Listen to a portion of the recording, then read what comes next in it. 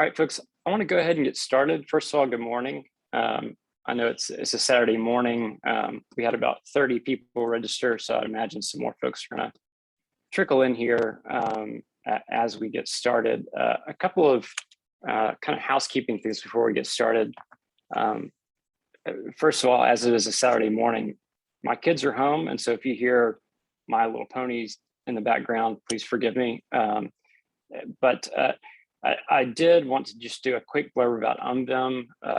If folks don't know, UMVIM is United Methodist Volunteers in Mission, and we are the official short-term volunteer team sending arm of the United Methodist Church. And depending on where you are in the country, in which jurisdiction, there are different contacts, but I wanted to, for the UMVIM jurisdictional coordinators that are here, I wanted to quickly let Karen and Rhonda and myself introduce ourselves. So my name is Matt Lacey. I'm the UMVIM coordinator for the Southeast jurisdiction. And so if you have questions about UMVIM in the Southeast, feel free to reach out to me. Rhonda, do you want to introduce yourself right quick? Yes, I'm Rhonda Cordell. I'm from the Western jurisdiction. So it's pretty early in the morning here, but it's going to be great to hear all about it. So, and then Karen's here too. Hi everyone, I'm Karen DeStefano. I'm with the South Central jurisdiction, and I'm so excited to be here. I have been wanting to learn more about this program for a while now. So glad to be here with you all. So if you have any questions about UMVIM or want to check out UMVIM resources, we have some great resources for those who are interested in short-term missions. We are trying to develop more of a comprehensive resource and program about community-based mission. And so this is kind of our attempt to do that. But if you have any questions about UMVIM and short-term mission, please feel free to reach out to us. All our resources are at umvim.org. And again, if you have any questions, please feel free to reach out to us. So I want to welcome our presenters, and I'll let them introduce themselves. So they are from Broadway, UMC, and Indianapolis. The reason that I was introduced to this concept is Michael Mather, who is the former senior pastor at Broadway, has a wonderful book that I want to pull up on the screen just so you can see where to get it. I'm sure your local bookseller could order it for you, but it is on Amazon as well. This is it right here, Having Nothing, Possessing Everything. This is a wonderful book that really gives a unique perspective on community-based mission. And it really is a wonderful resource. And so I hope you'll take the time to check it out and really delve into it with your church community. But I'll let our presenters introduce themselves, and I'll monitor the chat with any questions. We're going to have a time with breakout rooms. We should be around an hour, maybe a little more, so everybody can get to watching football on Saturday. So I will turn it over to you guys.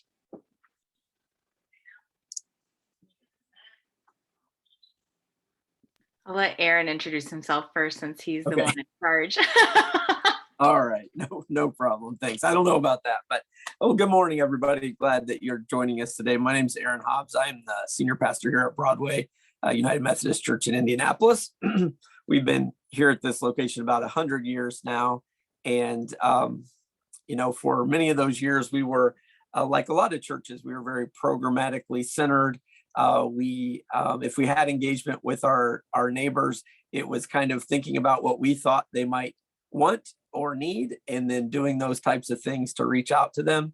And for a long time, that served us fairly well as a congregation. I'm not sure how well it served our neighbors, but it served us well.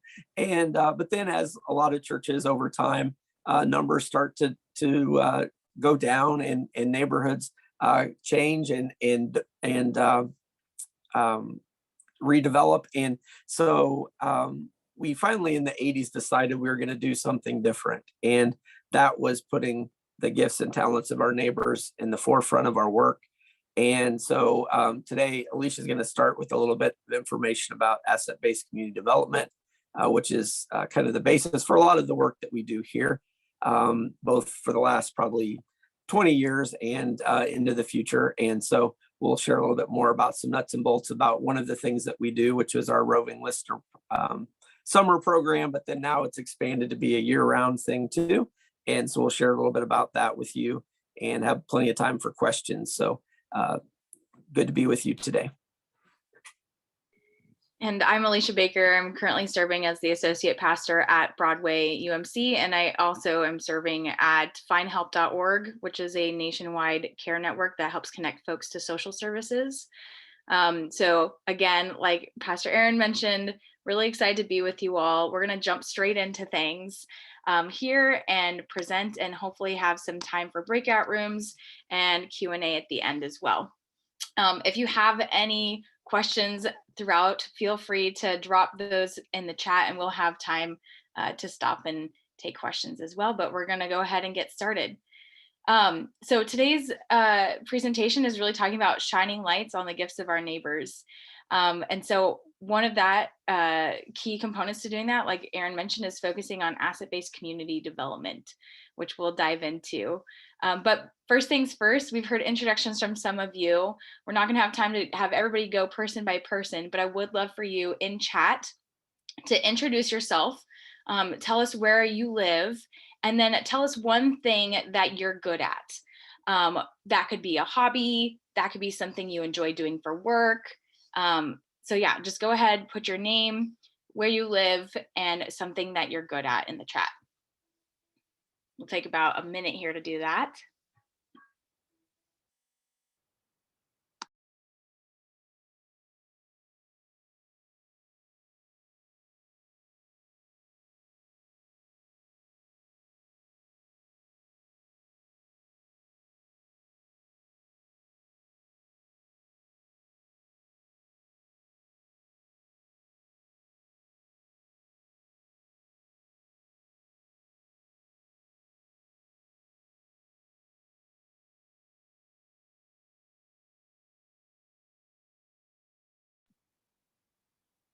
Awesome, seeing some good things in here. Matt is good at photography. Karen loves cooking international food. Rhonda, good at baking. Excellent, I'm with you on that. Awesome, go ahead and keep introducing yourself here. Oh, woodworking, that's amazing, very cool. That's just helpful for us because as we will be continuing on, we want to be continuing to think about what are the gifts that we bring to the table, as well as what are the gifts that our neighbors bring to the table as well. So I don't know if you've ever heard this quote before, but it is one of my favorites from Cheryl Richardson. It says, "People start to heal the moment they feel heard." And I want us to just think about, have you ever met somebody who thinks they know everything? Those people are probably one of the most difficult people for me to love. You know, it's an easy trap, even though for me to fall into sometimes when I feel like I'm the expert. But the core value of what we're going to be talking about today is learning to always be listening. Somebody in the chat says that they try to be good at listening. You've got a head start on us today. Social psychologist Devin Price says that if a person's behavior doesn't make sense to you, it's because you're missing a part of their context. And so I think that's something for us to reflect on and to think about as we help people feel heard in the work that we do.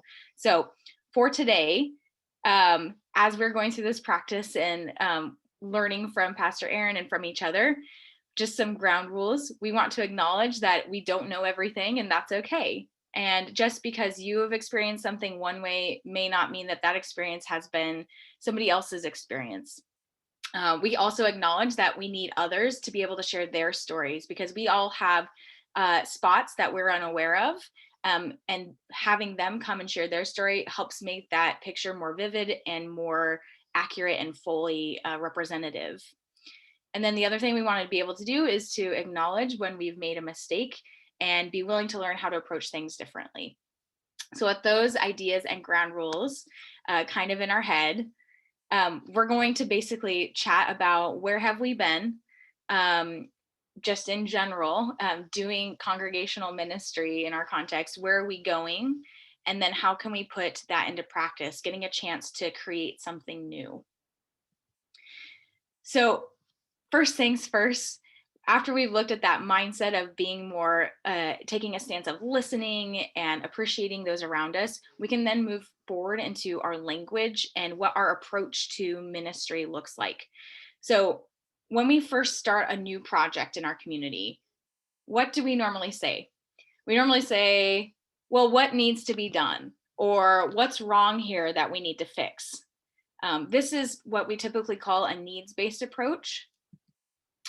And this might be helpful in having us analyze the problems in our neighborhood, but it's not the full picture, right? A needs-based approach asks what needs to be changed in our neighborhood? Who needs help? Or what problems do you see and what do you want to do about it? These questions require doing things to people and neighborhoods rather than with people and neighborhoods. And oftentimes, outside agents will be the people that are responsible for analyzing these problems and fixing them. There's no agency or power given to neighbors. And ultimately, if those agents ever decide to stop the project or leave the neighborhood, it's not sustainable for change in the long run. So what an example of this here, in my previous role in my career, I worked in international development.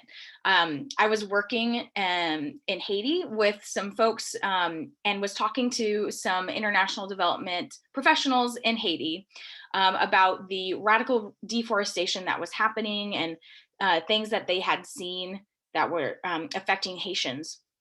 And it had been determined that part of the reason for deforestation in Haiti is that people cut down trees for firewood.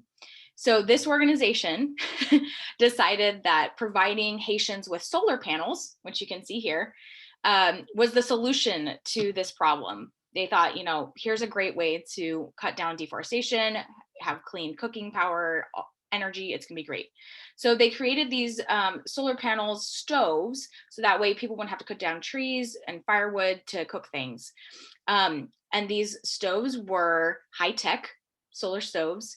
They were clean, it was great. They didn't do anything to the environment. They didn't require any trees to be cut down, but nobody wanted to use them. Nobody saw the need for them. No one understood why these stoves were being given to them. The people didn't ask for these stoves, and so nobody used them. So the organization was so excited. They're like, we found this really neat solution to this problem. They gave the people the stoves. They trained them on how to use it. They went back to check on the project, you know, a few months later, and no one was using the stoves. They were still cutting down the firewood, and they were surprised that none of the stoves were being used. But this is an example of what happens when needs are assumed within a community. Change has to come from within the community. And that is a great thing because there's another way to work in relationship with our neighbors.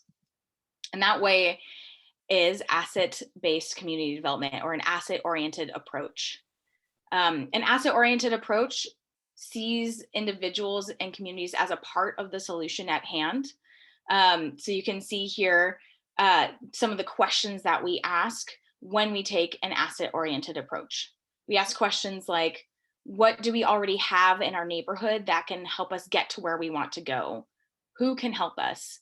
And then what assets do you have, asking people individually, and where can you use them? So just as you have this morning shared something that you're good at here in the chat, we have to multiply this to a larger context to ask those deeper questions of our neighbors, to see what capacity they have to create change within their own lives and within their own neighborhoods.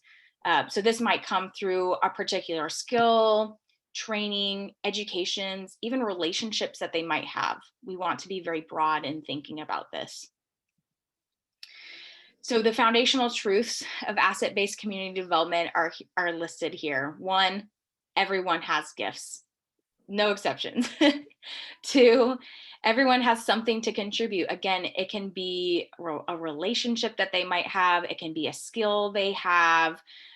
It can be something that they have learned from either formal education or non-formal education. Any kind of gift that can be shared to bring wholeness and shalom to the community. Those are gifts that we should consider.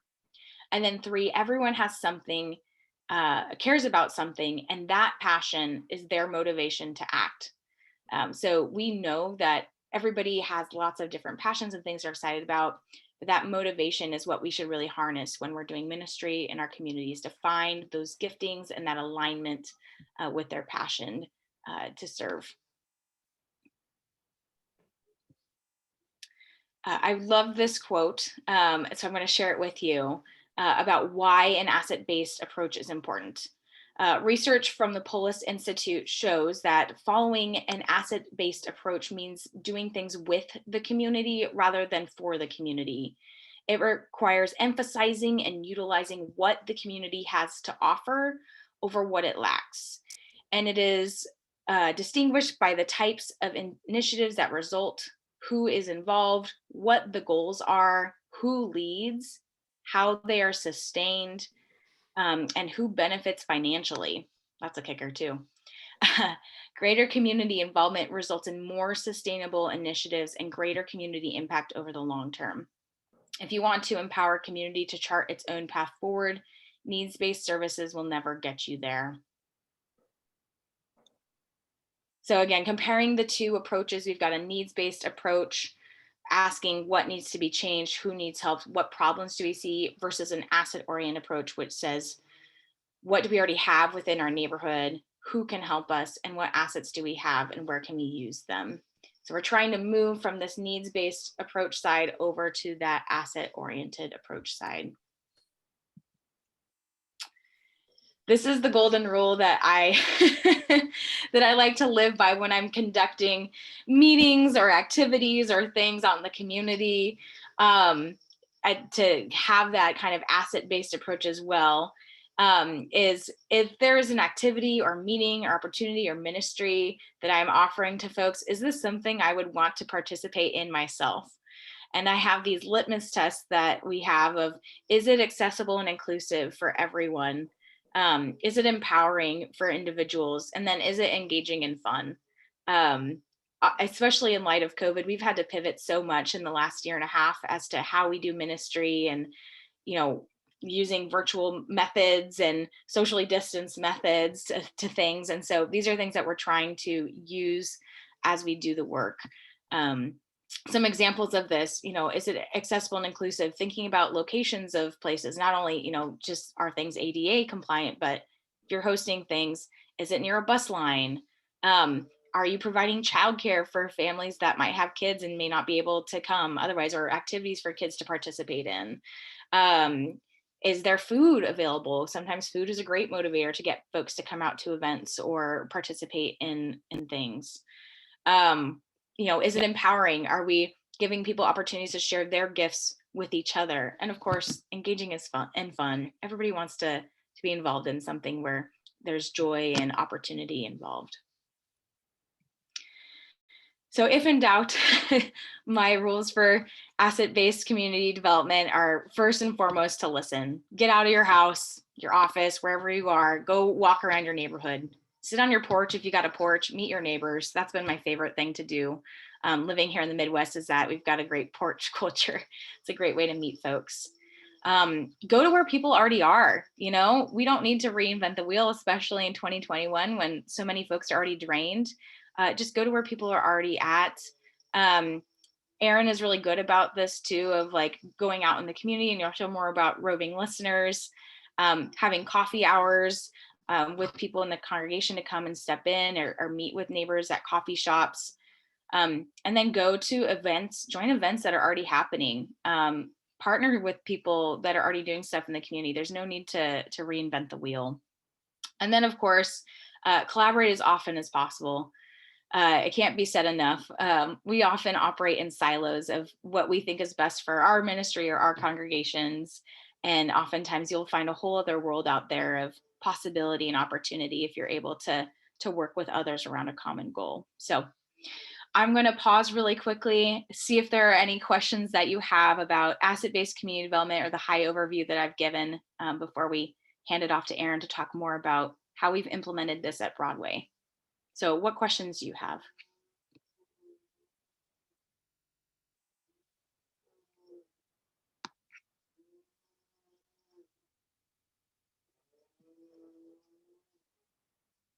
Okay, I'm going to pass it off to Aaron.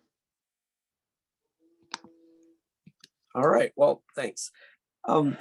Just to give you a little context, here's Broadway, this is the church. And our neighborhood is kind of a neighborhood that's going through some transitions where we are experiencing a lot of gentrification. So about every other street now in our neighborhood has been gentrified, and then the other half is some of our residents that have been long-term residents who we've built relationships over the years with. And so we're trying to continue to strengthen those relationships and help those folks stay connected, even as we also welcome some new neighbors.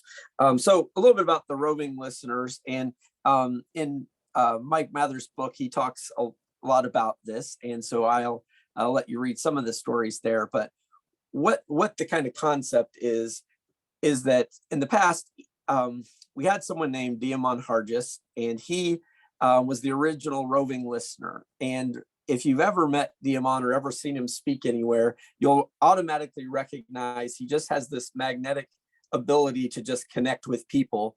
And then he can just remember all of people's gifts and talents, and then he helps make these connections. It's an amazing thing to watch him work. He's very gifted in that way. And so he went out first, and he was paid by a grant to go out and just meet neighbors and hear their stories. And so he went block by block around the church here in Indianapolis, and just met the neighbors that were out and about on their porches, who we saw in their front yards, had conversations. And so then you would come back and he'd put Post-it notes around here, like well used, my wall. I won't turn you around because then I won't be able to get you back. But anyway, this whole wall in front of me has got Post-it notes all over it of different connections. So it's a type of asset mapping. I think there's a picture later on in these slides of kind of the idea of this wall where we put up people's gifts and talents. But he would do that. And then what would happen is, after he's met several people, he would then invite people with similar gifts and talents together and let them get to know each other. And through those parties that we would have together, that's where people begin to actually love each other and not just see each other maybe in passing. So that's been a really important thing. So after Diamond did that initial work, then we decided to expand it, and we involved youth in our community to make that possible. And so it became a summer program, and that reason it was limited to the summer was mainly due to funding. We received grant funding to do this work. And so we'd have various youth from the neighborhood, usually from about 13 to 18-year-old students. And they would come and they'd go out in the afternoons, Monday through Friday, and they would just have conversations with whoever they found. Those conversations would always focus in on, hey, we're one of your neighbors, and we just would like to get to know you a little bit. And so we would just ask them, what do you do that, what's one of the things that you really enjoy or are good at, and people usually don't say right away, they kind of, I don't know. And then they usually sometimes turn the question around on us. So what are you good at? And then you give an example, and then they start to warm up a little bit. And once people realize you're not trying to sell them anything or anything like that, they open up and have some good conversations. And what we found is this is really helpful because it allows us to strengthen the overall fabric of our community, because people recognize that there is abundance all around us. Sometimes people from the outside look at our neighborhood and think there's nothing but problems, like Alicia was talking about. But instead, we have all of the assets that we need to thrive here in this community among the people who are here.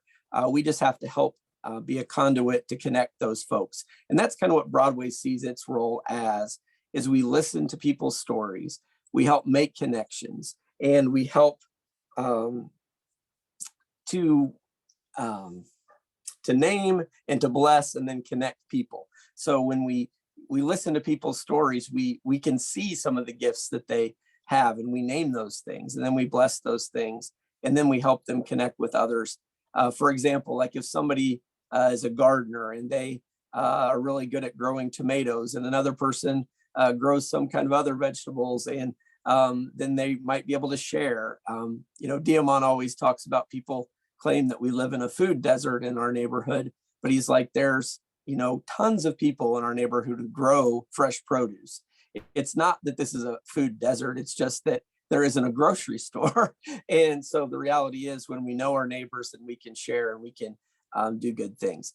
It also helps us because those young people, as they meet their neighbors out in the neighborhood, that's a view from the roof of our church looking out on our neighborhood. And as we get to know one another, the students then have some mentors that they are familiar with as they walk around the neighborhood. They run into folks and they connect. And, if people need certain things, like one woman, Miss Rose, who lives on the block just north of the church, she had a property next door that she rented out, and it was having some issues. And she's an elderly woman, and she couldn't do the work. And it just happened the week before we had met a gentleman that did handyman repair work. And so he came over and worked with her to get that work done. And so it was a good situation, both for her and for him to have some employment. And so we do a lot of those things to help connect people. Some things that we've kind of done out of this is that as we meet people, we hear about the things that they care about. And then we try to work with them to find ways to help them live into maybe their dreams or their ideas. And so we go on a lot of walks, just go out and walk and talk with people.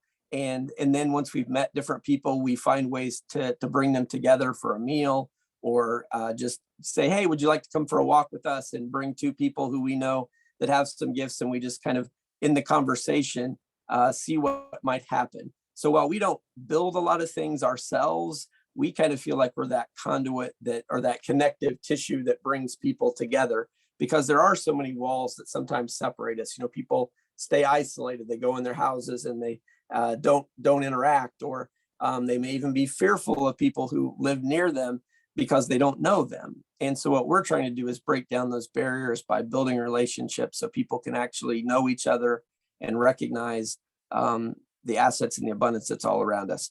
An example of that would be, I was on a walk the other day and a gentleman said his neighbor had just left, and this particular neighbor has grandparents, his parents, and then he had owned this house and lived in the community for 3 generations, and that he was packing up his stuff and leaving. And so his neighbor came over and said, what's going on?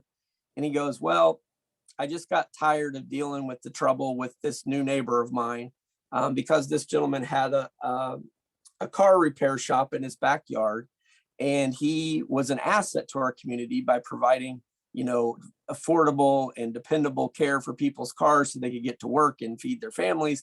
And but this gentleman didn't like the fact that there were cars coming and going, and so he complained, didn't go talk to the neighbor, but just complained, and then caused this gentleman some issues. And so he decided, I'm just going to leave.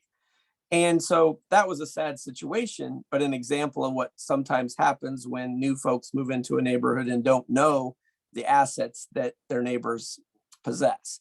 And so we've started talking about how we maybe could do some new neighbor walks, where we go meet those new neighbors and invite them to come on a walk with us and walk through the neighborhood and point out some of these assets that you might not know about, that if you live here, you know about, but if you just moved in, you wouldn't know about, and you might see as an eyesore, or you might see as something else. And then it also helps us, obviously, with issues of police violence, because sometimes people are prone to call the police on things that good neighbors would just go talk to their neighbor about. But because they don't know their neighbor, they just call the police, and then that can lead to problems. So by building these connections, we help reduce those incidences as well. So we have lots of neighborhood gatherings too. each Thursday night now we're meeting, and we invite neighbors to come together, and we work with local caterers, people in our community who are starting catering businesses, to bring food together for that. And we pay them. We also invite some musicians to come and pay them for that, so that they can make some income, but we can also build that strength and strengthen that community here among us.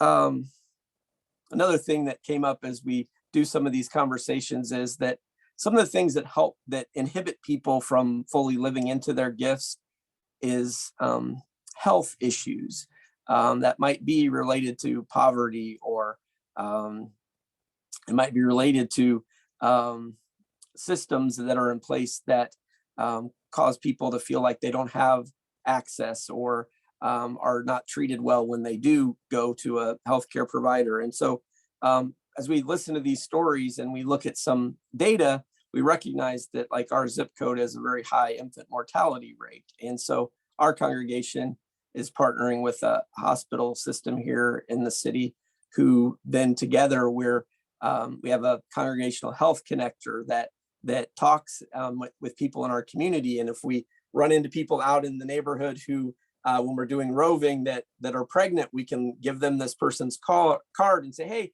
this person is just here to answer questions and provide some help if you need anything. And out of those conversations, we just had a community baby shower for a woman who didn't have a lot of family around, and really needed to have some support around her during her pregnancy. And she just was amazed at the outpouring of love and support and encouragement that she received through that. And it's also allowed us to have a woman that was in our congregation who really is found joy in working with young mothers, a way to utilize those gifts and talents that she has in a way to help young people who are pregnant right now, and then have healthy pregnancies, and that first year of life for their child can be positive. So there's a lot of ways that these things kind of overlap, because we just listen to people and try to find out what things are happening around them. We, ask questions like, who are the teachers in our community? They're the people who should be tutoring people, because they're already the teachers. Or who are the healers? For instance, there's a gentleman who just started a new thing called mental wealth. And that came out of the realization that oftentimes in the African-American community, there's some apprehension and some stigma around mental health care. But he knew in neighborhoods that there are people who on their porches, oftentimes these are older women who for years and years have provided care for people on their porches by just being a loving and caring presence for them in times of distress. And so if you were going through something, you went to their porch and you knew you wouldn't be turned away. And so what he's doing as a MSW, he's working with some counselors who will help provide additional mental health care out of that setting. So like if somebody comes to these healers on their porch and they realize it's something more than that they can deal with, they have some people who they can partner with to help people to find low or free mental health care in our community. So we're trying to destigmatize some of those things. And the way we're getting that word out, the way he's getting that word out, is by inviting those healers to come have some gatherings to talk openly and honestly about mental health challenges, and that this is an important issue. And it shouldn't be something that we stigmatize people for, but it's something that's just like any other kind of ailment that we might have. It's something that needs some care, and there are people who want to love and support you through that process. And so that's another wonderful thing that just kind of comes organically. Here, many times things just happen like that, that when we come together, we hear stories and we hear ways that we can connect.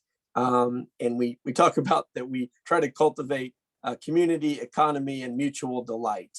And mutual delight is just joy. And it's a beautiful thing when those things come together, because, when we see poverty, what that really is just people don't have enough money. So how can we help to get some money into people's hands? So that's the economy part. So that is working to give, youth summer jobs through the Rovers program, or it is helping someone find a job as a health connector to help women who are going through pregnancies. And it is helping us, utilize local caterers to give them some business in the work that we do. And so all of those things just really kind of connect. And if we just keep our eyes and our ears open, it's amazing. And I think that's something that in all of your settings you can do if you just go out.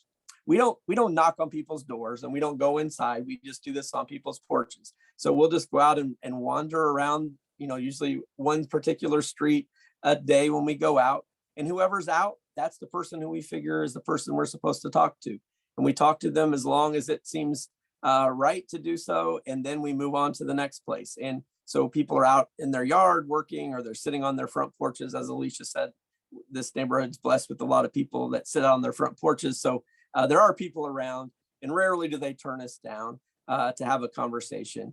And it also gives them an opportunity to share some wisdom and insight with our youth in the summer times. And then now, as we've expanded that year round, we're also doing it with other multi-generational groups. So that's allowing the adults to recognize the benefit of knowing their neighbors and hearing their gifts, and then seeing ways that we can connect together. So that's a lot. So I'm going to stop talking now, and I think we should just see if there's any questions or thoughts. And then I think Alicia would like us to break into a couple of groups here for a few minutes. Aaron, I actually have a question for you or for Alicia. So can you speak for a moment just about the issue of trust in the community? Just reflecting back on my own experience, I was a pastor of a very similar congregation, a very similar setting.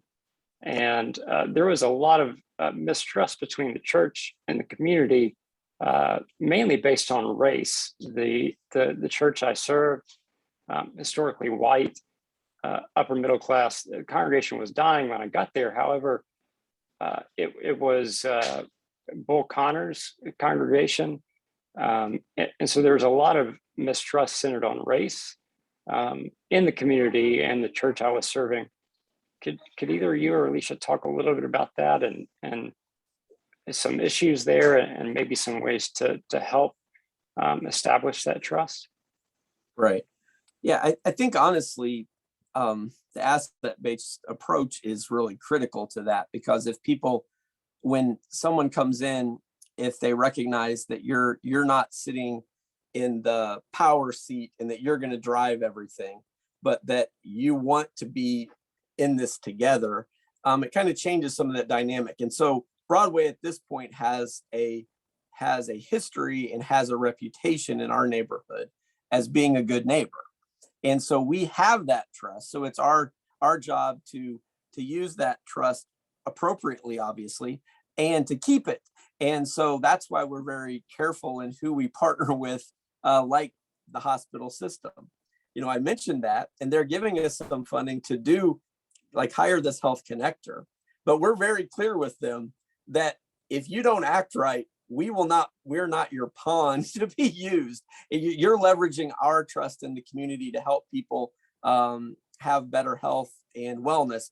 And so we want better health and wellness in our community. So as long as you're an honest broker in that, then we'll work with you. So that's always the struggle for us, I think, is to be careful that we, with the groups that we work with, that we're very upfront with them that, our work is less statistical as it is like anecdotal. Like we don't, there's not a lot of statistics other than numeric numbers of people we meet. And then you can show the gifts and the connections that we're making, but it isn't data like a lot of places want analytics, and so we have to be careful and help people to understand that relationships are the most important thing to us. And I think that's what builds that trust, is people recognize that first and foremost, if you come here or we meet you in the street, is we're meeting you as a neighbor. We're not trying to evangelize you. We're not trying to get you to come be a part of Broadway Church. We're just neighbors wanting to meet our neighbors, to strengthen the fabric of our community. And out of that comes the trust. And Alicia, you might have something more to say about that. No, I think you've hit the nail on the head. I think another thing too, for congregations that have historically not been present in the community, I think having a sort of I almost want to say like repentance, but some sort of process that you work through as a congregation within the community to show that you are making amends for past wrongs that the church has committed, maybe historically. I think that is also important to moving forward into reconciliation in that way. And then again, like Aaron said, just keeping on showing up to everything, showing up when there's hard discussions and conversations and whatnot. And then I think Tiana asked in the chat about, bridging the gap, leveraging other relationships. That's absolutely something that you should be thinking about as well. Thinking about who else are cornerstones in the community that are trusted people that you can be building relationships with and working alongside, especially for majority white congregations. Are there historically Black churches that are already doing the good work, and then you can just learn from and walk alongside, no strings attached, building trust and connections that way too might be another way to move forward. I do know we've only got a few minutes left here, so I don't want to cut people's questions short, but we have a quick action breakout room session planned as well. So I'm going to go ahead and skip to that if it's okay. We want to have time to put this into practice.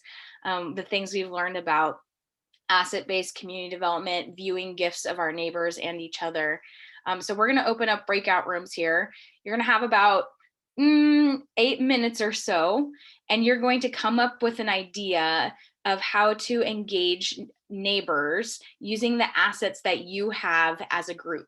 So you're going to want to get to know each other really quickly. What are some assets that you have, and how could you maybe use the assets within your small group of 2 or 3 people or 3 or 4 people to reach out to your neighbors? So this could be an event, this could be an ongoing project, this could be, anything that you think of. Be creative. So I'm going to leave this slide up here. 8 minutes instead of 10. Assets can be anything that you have personally. It can be physical space, skills, relationships. So I'm going to break you out into those groups. I'll drop this in the chat as well. And then we'll come back here at about 10:55 Eastern time. So let me go ahead and open the rooms. If you do not have a room, I will assign you to a room. I think everyone should have a room. So go ahead, hop on in.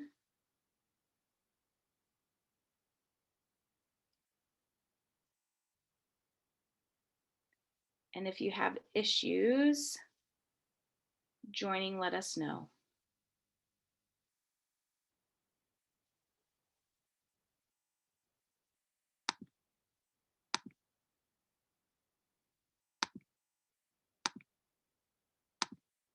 All right.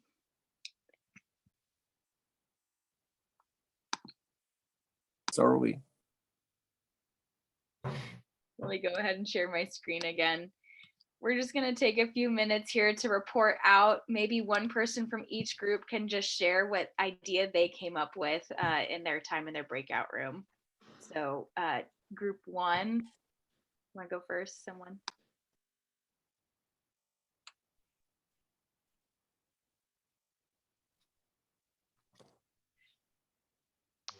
I'll share. I'll jump in. I'm the one that always speaks up. So we talked about, I have a relationship building aspect to my calling, and just really good at talking to people and building those relationships. And then Jack had mentioned community type events that aren't churchy and yet engage the community. So like a poetry night, but at the same time, encouraging artists and photographers and those kinds of things to be present.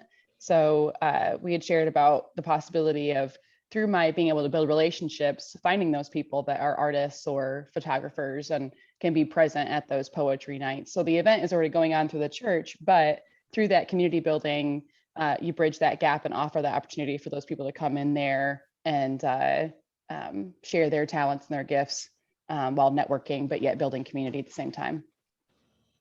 Sounds awesome. Thanks for sharing. Breakout group 2. I'll go ahead and report. there were two of us with Alicia in the group. So the other gal, she is moving their church, so they have to start actually in a whole new neighborhood. So that's a whole new challenge. So she was excited about that. And then the other event that we're looking at is because I do volunteers in mission, Pacific Northwest Conference is going to probably take over Alaska as part of our conference. It is as a missional district. And so what we're going to do is we're very cognizant of the differences between the two areas. And so volunteers in mission is one of the things that we're planning on doing or thinking about is doing an exchange volunteer mission trip. So we have a lot of needs in Pacific Northwest with fires. So we'll bring down a team from Alaska to work with us. And then we'll go back up and work with some of their community-based programs that they have. And at the same time, we're going to, make sure that they see 2 or 3 different areas, learn about the culture, and really experience it. So we can start just starting the conversation, but we'll start building relationships between the 2 areas. For sharing. And last but not least, group 3 or 4, I can't remember. I closed one of the rooms. It was 3 and then went into 4.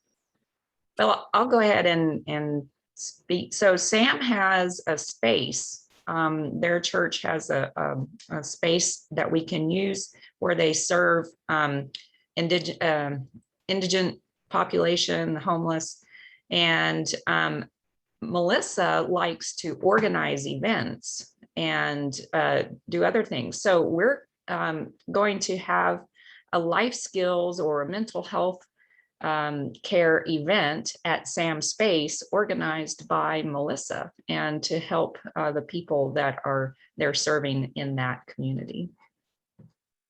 Wonderful. Thank you all so much for sharing. I know it's so hard to do these exercises in such a quick turnaround, but we just want to get the gears turning. And it sounds like you all have taken away some ideas of how to apply this going out back into your communities. So we're coming up here on time. Just want to make sure if you have any questions about things that are going on, we have a bunch of resources that you can have to keep learning. Like Pastor Aaron mentioned, Reverend Mike's book is a great place to start. We've linked it there. And our local Indianapolis Neighborhood Resource Center has a lot of additional resources that are available, packets on asset-based community development that you can use. The Asset-Based Community Development Institute as well out of Chicago is another great place to look. And then we've got other tools here that you can leverage, but we'll be sharing this recording and slide deck with you so that way you can have this as you're re-engaging folks in your community. And then also we've got our contact info. So if you want to reach out to Aaron or I, please don't hesitate to do so. Aaron, that's your right email address, right? That's the one you want people emailing you at? Okay, great. And so feel free to reach out if you have questions. We'd love to chat more. And if you have any additional questions, feel free to ask. Now's the time. And thanks for joining if you have to hop off.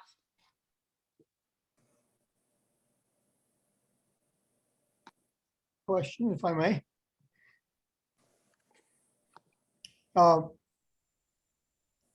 And other information that you presented be available generally for folks like myself, my church? Yeah, so you feel free to share this recording or this slide deck once Matt sends it out. Feel free to share it with people. The slide I had previously that has all the resources on it, those are just open for anybody to access. It's just websites with printouts. Your email. Oh yeah, that's great too. Feel free to reach out. Okay, thank you. Yeah. And just so everybody, thank you. Just so everybody knows, I will post the recording as well as some of those resources on umvim.org/learn, which is the same URL that you use to register. I'll try to post those by Monday. And so you can feel free to use those and share those as well.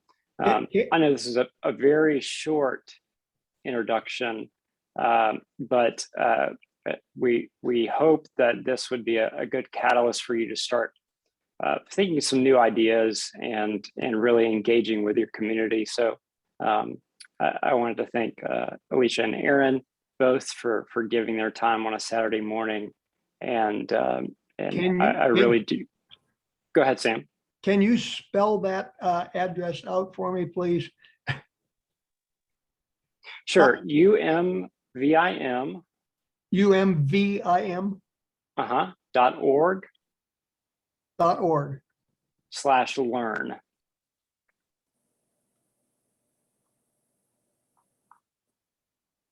And we'll be sure to post it on social media as well. So thank you everybody for being here. And I hope this has been a good conversation starter for you and a way to dream some new creative ideas, dream of some new creative ideas for your congregation. So thanks so much, everybody. Thank you very much. Thank you. Bye. Thanks all.